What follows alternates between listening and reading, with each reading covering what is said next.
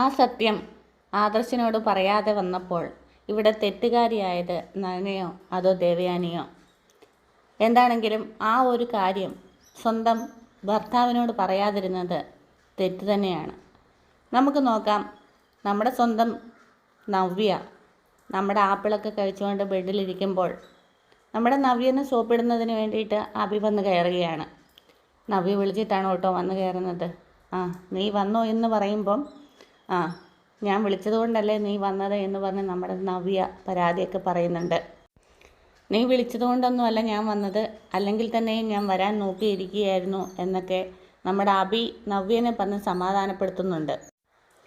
നിനക്ക് അത്ര എന്തെങ്കിലും തിരക്കുണ്ടെങ്കിൽ ഇവിടെ കുറച്ച് ദിവസം നിന്നുകൂടെ എന്ന് നമ്മുടെ നവ്യ പറയുമ്പം അഭി പറയുന്നുണ്ട്, അതൊന്നും നടക്കൂല, എൻ്റെ വീട്ടിലതൊന്നും നടക്കുന്ന കാര്യമല്ല, കുഞ്ഞിന് സുഖമല്ലേ, നിനക്ക് എന്തെങ്കിലും പ്രശ്നമുണ്ടോ എന്നൊക്കെ ചോദിക്കുമ്പോൾ നമ്മുടെ നവ്യ പറയുന്നുണ്ട്, എനിക്ക് കുഴപ്പമൊന്നുമില്ല, പക്ഷേ ഷോൾഡറിൻ്റെ ഇവിടെ കുറച്ച് വേദനയുണ്ട് എന്ന് പറയുകയാണ്. ഒട്ടും താമസിയാതെ തന്നെ നമ്മുടെ അഭി എണീച്ചിട്ട് അയ്യോ ഞാനെന്നാ മസാജ് ചെയ്ത് തരാം എന്ന് പറഞ്ഞ് നമ്മുടെ ഷോൾഡർ മസാജ് ചെയ്തുകൊണ്ടിരിക്കുകയാണ്. നമ്മുടെ നവ്യക്കാണ് ഒരുപാട് സന്തോഷമായതിനു ശേഷം പറയുകയാണ്, നിനക്ക് എന്നും ഈ സ്നേഹം എന്നോടുണ്ടാകുമോ എന്ന് ചോദിക്കുമ്പം നമ്മുടെ അഭി പറയുന്നുണ്ട്, എന്നാൽ പിന്നെ ഞാനിനി ഇങ്ങോട്ടേക്ക് വരുന്നില്ല എന്നൊക്കെ പറഞ്ഞ് ഒന്ന് നീ മിണ്ടാതിരിക്കുക എന്നൊക്കെ പറഞ്ഞ് നമ്മുടെ നവ്യയോട് കുറച്ച് ദേഷ്യമൊക്കെ കാണിക്കുന്നുണ്ട്. അത് സ്നേഹത്തോടെ ഉള്ള ദേഷ്യം തന്നെയാണ്. ജ്വല്ലറിയിൽ ഇത്രയും പ്രശ്നങ്ങളൊക്കെ കൊടുമ്പിരി കൊണ്ട് നിൽക്കുമ്പോൾ ഇവളെ ഇങ്ങനെ കുറച്ച് നാൾ മസാജ് ചെയ്തേ പറ്റൂ എന്നിങ്ങനെ നമ്മുടെ അഭി മനസ്സിൽ വിചാരിക്കുകയാണ്.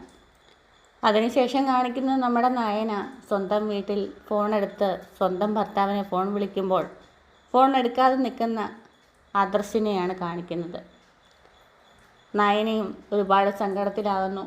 അപ്പോഴാണ് നയനയുടെ അച്ഛനായ ഗോവിന്ദൻ അങ്ങോട്ടേക്ക് കടന്നു വരുന്നത്.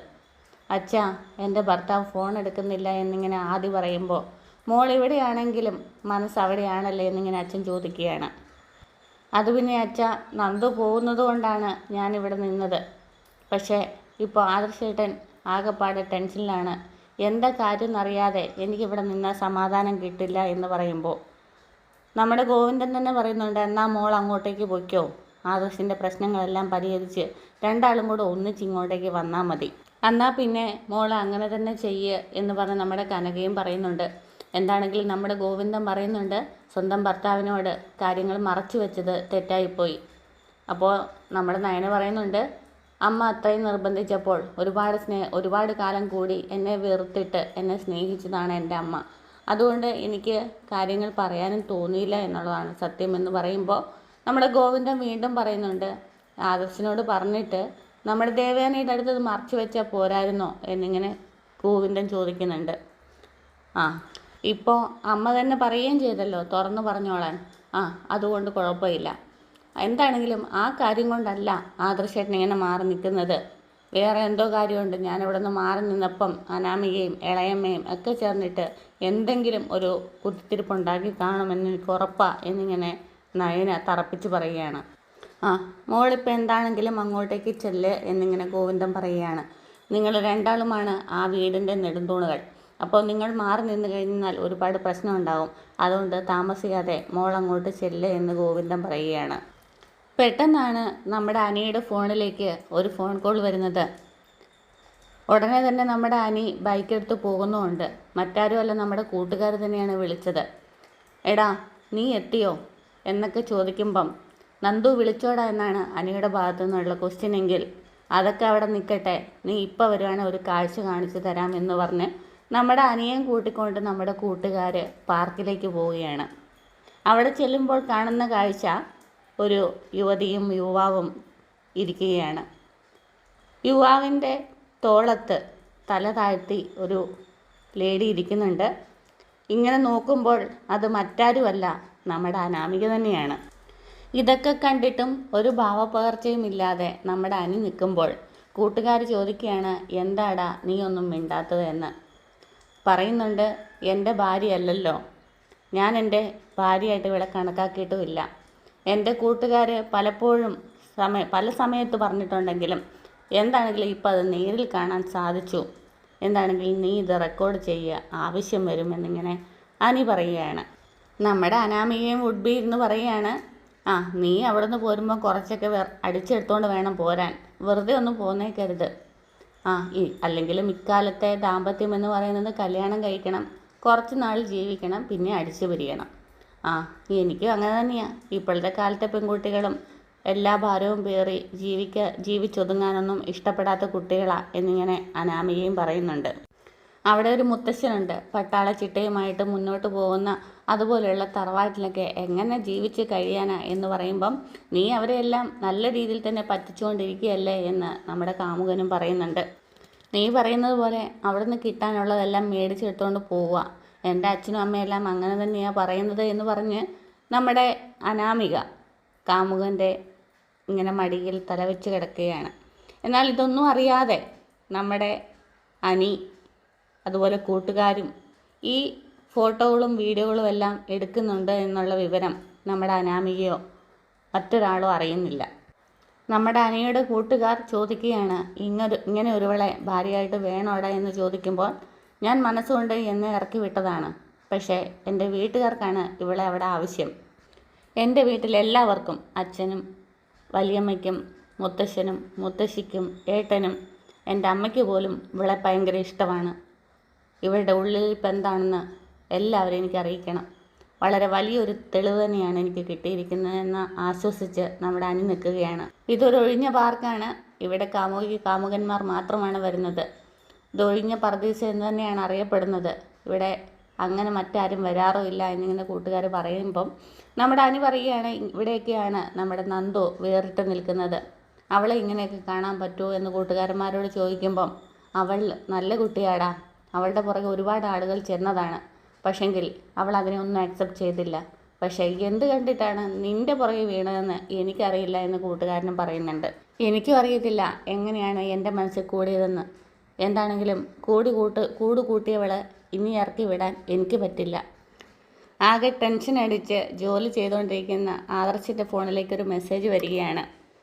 ഇത് നമ്മുടെ അനിയുടെ മെസ്സേജാണല്ലോ എന്ന് പറഞ്ഞ് എടുത്തു നോക്കുമ്പം കാണുന്നത് നമ്മുടെ അനാമികയുടെയും കാമുകൻ്റെയും പാർക്കിലെ വിശേഷങ്ങൾ. ആകെപ്പാടെ ടെൻഷൻ അടിച്ച് നമ്മുടെ ആദർശം ഇരിക്കുകയാണ്. തൊട്ട് താമസിയാതെ തന്നെ നമ്മുടെ നയനയുടെയും കോള് വരുമ്പോൾ ആ കോൾ എടുക്കാതെ അവിടെ തന്നെ വെച്ചിട്ട് ആലോചിച്ചുകൊണ്ട് നിൽക്കുകയാണ് നമ്മുടെ ആദർശ്. പെട്ടെന്ന് തന്നെയാണ് നമ്മുടെ നയന അങ്ങോട്ടേക്ക് എത്തുന്നത്. നീ ഇവിടേക്ക് വരാനായിരുന്നെങ്കിൽ പിന്നെ കോള് ചെയ്ത് എന്തിനാണെന്നിങ്ങനെ ആദർശ് ചോദിക്കുകയാണ്. അപ്പോൾ നമ്മുടെ നയന പറയുകയാണ്, ഞാൻ മനഃപൂർവ്വം കോള് ചെയ്തത് തന്നെയാണ്, ഒന്ന് പരീക്ഷിച്ച് നോക്കിയതാണ് എന്ന് പറയുകയാണ്. ഞാൻ ആദർശേട്ടനോട് ഒരു കാര്യം പറയാനാണ് ഇവിടെ വന്നത് എന്ന് പറയുമ്പോൾ നീ എന്നോട് ഒരു കാര്യവും പറയണ്ട, എനിക്ക് നിൻ്റെ ഒന്നും കേൾക്കണ്ട എന്ന് പറഞ്ഞ് ദേഷ്യപ്പെടുകയാണ് ആദർശ്. അതല്ല എനിക്ക് പറഞ്ഞേ പറ്റുള്ളൂ എന്ന് പറയുമ്പോൾ എന്നാൽ നീ ഇവിടെ നിന്ന് പറഞ്ഞോ, ഞാൻ എണീച്ച് പോകാമെന്ന് പറഞ്ഞ് ലാപ്ടോപ്പൊക്കെ ക്ലോസ് ചെയ്ത് നമ്മുടെ ആദർശ് എണീക്കാൻ ഒരുങ്ങുകയാണ്. ആദർശേട്ടൻ എന്താ പറ്റിയത് എന്ന് ചോദിക്കുമ്പോൾ നമ്മുടെ ആദർശ് തുറന്നു പറയുകയാണ്, ഞാൻ ആരെയും പറ്റിച്ചിട്ടില്ല, ഞാൻ എന്നും കൂടെ നിൽക്കുന്നവരെ സ്നേഹിച്ചിട്ടേ ഉള്ളൂ എന്നിങ്ങനെ പറയുമ്പം നയന ചോദിക്കുകയാണ്, ഞാൻ എന്തെങ്കിലും തെറ്റ് ചെയ്തോ? നീ എന്തെങ്കിലും തെറ്റ് ചെയ്തിട്ടുണ്ടെങ്കിൽ അത് നിന്നെ പറഞ്ഞ് ബോധ്യപ്പെടുത്തേണ്ട ആവശ്യമൊന്നും എനിക്കില്ല, ദയവ് ചെയ്ത് ഒന്ന് പോ, എനിക്ക് വേറെ പണിയുണ്ട് എന്നിങ്ങനെ ആദർശ് പറയുകയാണ്. ഇപ്പം ഞാനൊരു ശല്യമായല്ലേ എന്നിങ്ങനെ നയന ചോദിക്കുമ്പോൾ ആദർശ് ഒട്ടും മടിക്കാതെ പറയുകയാണ്, എനിക്ക് നീ ഇപ്പോൾ ഒരു ശല്യം തന്നെയാണ്, തലയ്ക്ക് പ്രാന്തെടുത്തിരിക്കുക, ഒന്ന് പോ എന്ന് പറയുകയാണ്. ഞാനാകെ തലയ്ക്ക് പ്രാന്ത് പിടിച്ചിരിക്കുകയാണ്, നീ അതുകൊണ്ട് ഇവിടെ നിൽക്കണ്ട, നിന്നോട് പോകാനാണ് പറഞ്ഞത് എന്ന് പറയുമ്പം ഞാനിപ്പം അത്രയ്ക്ക് ശല്യക്കാരിയായല്ലേ എന്ന് പറഞ്ഞ് ശരി ഞാൻ പോയേക്കാം എന്ന് പറഞ്ഞ് നമ്മുടെ നയന അവിടെ നിന്നും പോവുകയാണ്. പോകുമ്പോൾ നമ്മുടെ ആദർശ് നോക്കുന്നുണ്ട്. ആദർശ് നോക്കിക്കഴിയുമ്പോൾ നമ്മുടെ നയനയും തിരിഞ്ഞു നോക്കുന്നുണ്ട്. എന്താണെങ്കിലും നമ്മുടെ നയന സങ്കടം പറയാൻ അമ്മയുമായിട്ട് വെളി വന്ന് നിൽക്കുകയാണ്. ആദർശേട്ടൻ എന്താണെന്ന് പറയുന്നില്ല എന്നിങ്ങനെ പരാതി പറയുമ്പോൾ നീ അവനോട് കാര്യങ്ങൾ തുറന്നു പറഞ്ഞില്ലേ എന്ന് അമ്മ ചോദിക്കുകയാണ്. ആദർശേട്ടനെ മനഃപൂർവ്വം ഞാനൊന്ന് പരീക്ഷിക്കുന്നതിന് വേണ്ടിയിട്ട് ഫോൺ വിളിച്ചിട്ടാണ് അങ്ങോട്ടേക്ക് ചെല്ലുന്നത്. അവിടെ ക്യാബിന് ചെന്ന് കഴിഞ്ഞപ്പോൾ തന്നെ തലയ്ക്ക് ചൂട് പിടിച്ചിരിക്കുകയാണ്, അതുകൊണ്ട് എനിക്ക് കാര്യങ്ങൾ പറയാനും പറ്റിയില്ല എന്നിങ്ങനെ നയന പറയുന്നുണ്ട്. എന്താണെങ്കിലും എനിക്കൊന്നും ചെയ്യാനില്ല എന്ന് ദേവയാനി തീർത്തു പറയുകയാണ്. ഞാൻ എന്താണെങ്കിലും ഇനി വീട്ടിൽ നിൽക്കുന്നില്ല, ആദർശേട്ടൻ്റെ മനസ്സിങ്ങനെ കലുഷമായി നിൽക്കുമ്പോൾ എനിക്കവിടെ നിന്ന സമാധാനവും കിട്ടത്തില്ല എന്ന് നയന പറയുകയാണ്. അമ്മയ്ക്കറിയോ, ഇന്നലെ രാത്രി ഒരുപോലെ കണ്ണടയ്ക്കാൻ പറ്റിയില്ല, ഒന്നുറങ്ങാനും പറ്റുന്നില്ല എന്നിങ്ങനെ പറയുമ്പോൾ നമ്മുടെ ദേവയാനിയും പറയുകയാണ്, എനിക്കും അങ്ങനെയാണ് മോളെ, എന്തൊക്കെയോ അരുതാത്തത് നടക്കാൻ പോകുന്നു എന്നൊരു തോന്നൽ. അതുകൊണ്ട് മോള് പറഞ്ഞതുപോലെ തന്നെ ഇങ്ങോട്ട് പോയി കാര്യങ്ങളെല്ലാം ഒന്ന് റെഡി ആയതിനു ശേഷം മോള് തിരിച്ചു പോയാൽ മതി എന്ന് പറയുകയാണ്. മൊത്തത്തിൽ ഒരു താളപ്പിഴയാണ്. എനിക്കാണെങ്കിലും ബിസിനസ്സിൽ നല്ല രീതിയിൽ പ്രവർത്തിക്കാൻ സാധിക്കുന്നില്ല. ആദർശിൻ്റെ കാര്യമാണെങ്കിലും അങ്ങനെ എന്തോ ആകെപ്പാടെ ഒരു പ്രശ്നം നിറഞ്ഞതുപോലെ. നഷ്ടപ്പെട്ടു പോയ സുഖവും സന്തോഷമൊക്കെ എത്രയും പെട്ടെന്ന് തിരിച്ചു പിടിക്കണം മോളെ. ഇല്ലെങ്കിൽ ഏറ്റവും കൂടുതൽ വിഷമാകുന്നത് ആദർശനും മുത്തശ്ശനും മുത്തശ്ശിക്കും ഒക്കെ ആയിരിക്കും. പിന്നീട് ഒട്ടും താമസിയാതെ തന്നെ അനി എത്രയും പെട്ടെന്ന് തന്നെ ഫോൺ കാണിച്ച് നമ്മുടെ ആദർശിൻ്റെ അടുത്ത് വീഡിയോ കാണിക്കുന്നുണ്ട് വെളിയിൽ വെച്ചിട്ട്. ഏട്ടാ ഇത് നോക്ക് എന്ന് പറയുമ്പം ആദർശ് പറയുകയാണ്, നീ ഇത് വലിയ കാര്യമായിട്ടൊന്നും എടുക്കണ്ട, മുത്തശ്ശനെയും മുത്തശ്ശിനെയും ഒന്നും തൽക്കാലം ഈ ഫോട്ടോ ഇപ്പോൾ കാണിക്കണ്ട എന്ന് പറയുമ്പോൾ അനി ചോദിക്കുന്നുണ്ട്, അതെന്താണ് ആദർശ് ഏട്ടാ അങ്ങനെ? നമുക്ക് ജീവിതത്തിൽ നല്ലതായിട്ട് കൊണ്ടുപോകണമെങ്കിൽ പല കാര്യങ്ങളും നമ്മൾ മൂടി വെച്ചുകൊണ്ട് നടക്കേണ്ടി വരും. ഞാനും ഇപ്പോൾ അങ്ങനെ തന്നെയല്ലേ എന്ന് പറയുകയാണ്. എന്നാൽ അതുപോലെയാണോ ഏട്ടാ ഇത് എന്നിങ്ങനെ അനി വീണ്ടും ചോദിക്കുന്നുണ്ട്. ഒരു ഭർത്താവും കാണാൻ പാടില്ലാത്ത കാഴ്ചയാണ് ഞാൻ കണ്ടത്. അതിലും വലിയ എനിക്ക് സങ്കടവും ഇല്ല എന്നിങ്ങനെ പറയുകയാണ്. ആദർശ് അപ്പോൾ തന്നെ ചോദിക്കുന്നുണ്ട്, നീ ഇത് മറ്റാരെങ്കിലും കാണിച്ചിരുന്നോ, ഇളയച്ചനോ ആരെങ്കിലും എന്ന് പറയുമ്പോൾ നമ്മുടെ അനി പറയുന്നുണ്ട്, ഇല്ല ഞാനിതാരെയും കാണിച്ചിട്ടില്ല. എന്താണെങ്കിലും ആദർശ് ഒട്ടും വിട്ടുകൊടുക്കുന്നില്ല. നീ തൽക്കാലം ഒന്നും ചെയ്യണ്ട, ഇപ്പം ആരോടും പറയണ്ട, കുറച്ച് കാര്യങ്ങളൊക്കെ നമുക്ക് ചെയ്യാനുണ്ട് എന്നിങ്ങനെ ആദർശ് പറഞ്ഞിട്ട്, എനിക്ക് അനാമികയുടെ അച്ഛനെ ഒന്ന് കാണണം, ഫോൺ വിളിച്ചിട്ട് അയാളെ ഒന്ന് കാണാൻ വരാൻ പറയണം, അച്ഛനും കൂടെ അറിയട്ടെ അവളുടെ ഈ ചെയ്ത്തുകളൊക്കെ എന്നിങ്ങനെ ആദർശ് പറയുന്നുണ്ട്. എന്നാലും നമ്മുടെ അനിക്ക് ഒട്ടും സമാധാനമാകുന്നില്ല. വീട്ടിൽ മറ്റാരോടും പറയണ്ട എന്ന് പറയുന്നത് അനിക്ക് ഒട്ടും സഹിക്കാൻ പറ്റുന്നില്ല. എടാ, മറ്റുള്ളവർ വിമർശിക്കുമ്പോൾ നമ്മുടെ ഭാഗത്ത് പൂർണ്ണമായിട്ടും തെറ്റില്ലെന്ന് ബോധ്യം വേണം. നീ നന്ദുവിനെ സ്നേഹിക്കുന്നുണ്ട് എനിക്കറിയാം. അപ്പോൾ അതെനിക്ക് ഒട്ടും താങ്ങാൻ പറ്റുന്ന കാര്യമല്ല. തെറ്റുകൾ ആര് ചെയ്തെന്നാലും അത് തെറ്റ് തന്നെയാണ് എന്നിങ്ങനെ ആദർശ് പറയുന്നിടത്ത് നമ്മുടെ അനി ഇങ്ങനെ ആലോചിച്ചുകൊണ്ട് സങ്കടത്തോടു കൂടി നമ്മുടെ ആദർശിനെ നോക്കുന്നിടത്താണ് ഇന്നത്തെ എപ്പിസോഡ് അവസാനിക്കുന്നത്. ചാനൽ ഇഷ്ടമായെങ്കിൽ സബ്സ്ക്രൈബ് ചെയ്യാനും ഷെയർ ചെയ്യാനും കമൻറ്റ് ചെയ്യാനും മറക്കരുത്. Okay, thank you.